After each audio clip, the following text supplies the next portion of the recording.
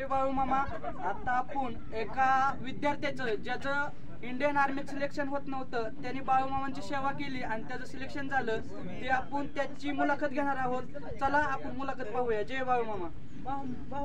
जय बाळू मामा. माझे नाव Santosh Anand Pisal. Me why तालुक्यातल्या जामगावचा आहे.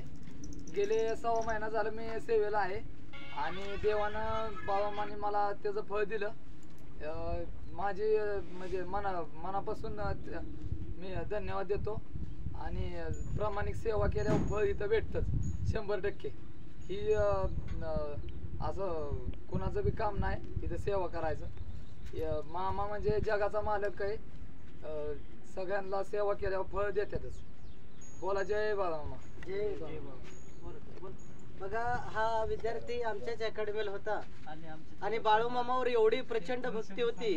अतिशय मनापासून बाळू मामाची सेवा करायचं. नुसतं मेंढरापाशी राखायला नाही, अतिशय प्रामाणिकपणे सेवा करून बाळू मामाला त्यांनी नवस बोलला की बाळू मामा मला इंडियन आर्मीची वर्दी घालून दे, बाळू मामा मला भरती होऊन दे, बाळू मामा मला देशाचं रक्षण करायला पाठव. बाळू मामाने आज देशाचं रक्षण करायला भारताच्या बाँड्रीवर संतोष पिसाळ नावाचा विद्यार्थी आज भरती झालाय. फक्त बाळूमामाच्या पुण्याने. बाळूमामा हा नवसाला पावणारा देव आहे, परंतु मनापासून करणाऱ्याला पावणारा देव आहे. अहो बुडणाऱ्याला आधार जर एखादा बुडत असेल ना तर फक्त बाळूमामाचं नाव घेऊन बघा. बाळूमामा बुडणाऱ्याला बुडून देणार नाही, एवढी आमच्या बाळूमामाच्या ताकद आहे.